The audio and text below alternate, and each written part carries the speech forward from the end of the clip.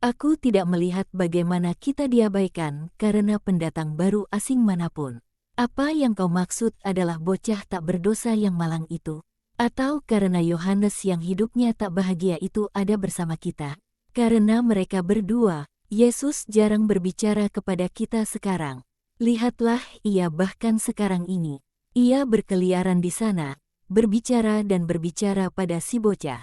Ia akan harus menunggu lama sebelum ia dapat menempatkannya di kalangan para murid. Dan orang yang satunya tidak akan pernah dapat menjadi seorang murid.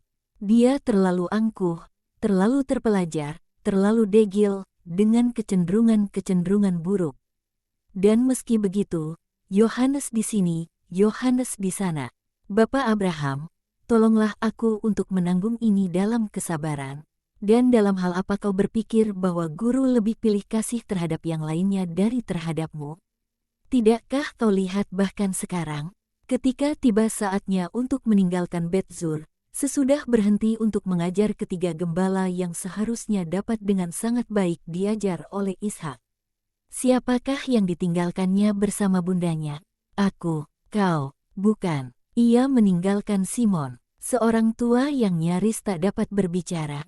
Tetapi sedikit yang ia katakan itu selalu tepat, jawab sengit Thomas, yang sekarang sendirian sebab para perempuan dan Andreas sudah pergi dan berjalan cepat di depan mereka seolah berharap dapat segera melewati suatu bentangan jalan di mana matahari sangat terik.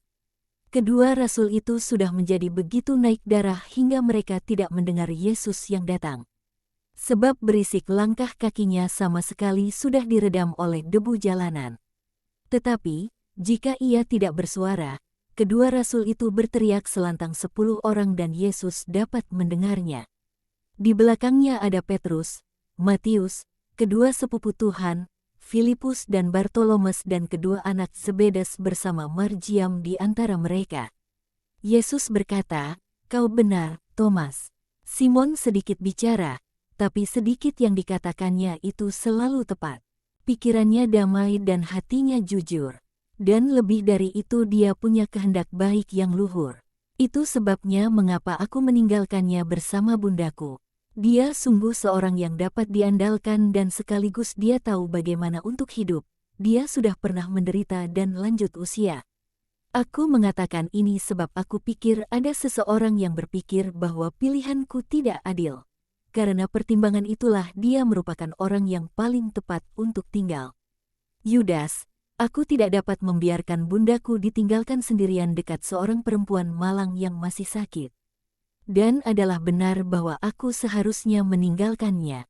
Bundaku akan menuntaskan pekerjaan yang aku mulai.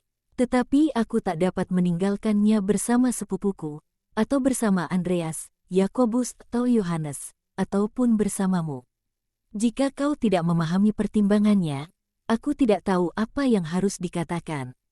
Sebab ia adalah bundamu, ia masih muda, cantik, dan orang-orang. Bukan, orang akan selalu punya kekotoran dalam pikiran mereka, pada bibir dan tangan mereka dan teristimewa dalam hati mereka. Orang-orang tidak jujur yang melihat perasaan-perasaan mereka dalam diri semua orang lainnya, tetapi aku tidak peduli dengan lumpur mereka. Itu akan rontok dengan sendirinya, apabila lumpur itu mengering.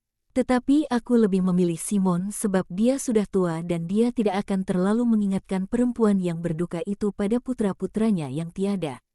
Kamu orang-orang muda akan membangkitkan kenangan itu lewat kemudaanmu. Simon tahu bagaimana mengawasi tanpa terlihat, dia tidak pernah menuntut suatu pun. Dia mengerti dan dapat mengendalikan diri. Aku dapat saja menempatkan Petrus. Siapakah yang lebih baik darinya dekat bundaku? Tetapi dia masih terlalu memperturutkan kata hati. Kau tahu bahwa aku mengatakannya padanya secara terbuka, dan dia tidak merasa tersinggung. Petrus itu tulus, dan dia mencintai ketulusan bahkan hingga menyangkut keburukannya sendiri. Aku dapat saja menempatkan Nathanael, tetapi dia belum pernah ke Yudea sebelumnya. Sebaliknya, Simon mengenal negeri itu dengan baik dan dia akan sangat berguna dalam menghantarkan bundaku ke Keriot. Dia tahu di mana rumah pedesaanmu dan rumahmu yang di kota dan dia tidak akan. Tetapi, guru, Apakah bundamu sungguh akan datang ke rumahku? Kami telah mengatakannya, dan apabila kau mengatakan sesuatu, kau akan melakukannya. Kita akan bergerak maju perlahan, dengan berhenti untuk menginjili desa-desa ini. Tidakkah kau ingin aku menginjili tanah Yudeamu? Tentu saja, Guru, tapi aku percaya, aku pikir, di atas segalanya kau menimbulkan banyak masalah atas dirimu sendiri melalui hayalanmu sendiri. Pada fase kedua bulan Siwan kita semua akan berada di rumah ibumu. Kita, yakni juga bundaku dan Simon. Sementara ini ia menginjili Bet-Zur, sebuah kota di Yudea. Sementara Yohana menginjili Yerusalem dengan bantuan seorang gadis dan seorang imam yang dulunya adalah seorang penderita kusta. Sementara Lazarus bersama Marta dan Ismaek tua menginjili Betania. Sedangkan Yuta diinjili oleh Sarah dan aku yakin bahwa ibumu berbicara mengenai Mesias di Kriot. Kau tentunya tak dapat mengatakan bahwa aku sudah meninggalkan Yudea tanpa suara. Sebaliknya, meski Yudea lebih berpikiran picik dan lebih kepala batu dibandingkan wilayah lain manapun, aku telah memberinya suara-suara yang paling manis, suara-suara para perempuan, di samping suara Ishak, seorang kudus, dan suara Lazarus, seorang sahabatku. Seorang perempuan tahu bagaimana mempergunakan kata-kata dengan kehalusan seni seorang perempuan, seorang nyonya dalam memimpin jiwa-jiwa ke tempat yang dikehendakinya. Tidakkah kau berbicara lagi? Kenapakah kau hampir menangis? Kau bocah besar yang mudi, apa gunanya meracuni dirimu sendiri dengan bayang-bayang? Apa kau masih punya pertimbangan yang menyedihkanmu? Katakan padaku, bicaralah, aku jahat, dan engkau begitu baik. Kebaikanmu selalu menamparku, sebab selalu begitu segar dan begitu baru. Aku tidak pernah dapat mengatakan bila mana aku akan menemukannya di jalanku. Kau benar, tidaklah mungkin bagimu untuk mengenalnya, sebab bukan segar maupun baru, melainkan kekal. Yudas adalah maha hadir. Yudas, oh, kita sudah dekat Hebron dan Maria, Salome dan Andreas melambai-lambaikan tangan mereka pada kita. Ayolah kita pergi. Mereka berbicara kepada beberapa orang. Pastilah mereka menanyakan di mana lokasi tempat-tempat bersejarah.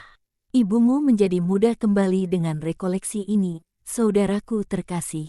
Yudas Tades tersenyum pada sepupunya dan Yesus balas tersenyum.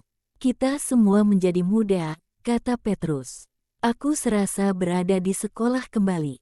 Tapi yang ini adalah sekolah yang menyenangkan. Jauh lebih menyenangkan dari sekolah Elisa, si penggerutu. Apa kau ingat dia Filipus? Apa yang tidak kita lakukan terhadapnya? Ingat kisah suku-suku bangsa, sebutkan kota-kota dari suku-suku Israel. Kamu tidak mengatakannya secara serempak. Ulangi, Simon, kau seperti kodok tidur. Kau tertinggal, mulai dari awal lagi. Ya, ampun, kepalaku penuh dengan nama-nama kota dan desa dari masa-masa lalu. Dan aku tidak tahu yang lainnya. Sebaliknya di sini, orang sungguh belajar. Tahukah kau, Marjiang, suatu hari dari hari-hari ini bapamu akan pergi untuk duduk menghadapi ujiannya, sekarang sesudah dia belajar. Mereka semua tertawa sementara pergi menyusul Andreas dan para perempuan.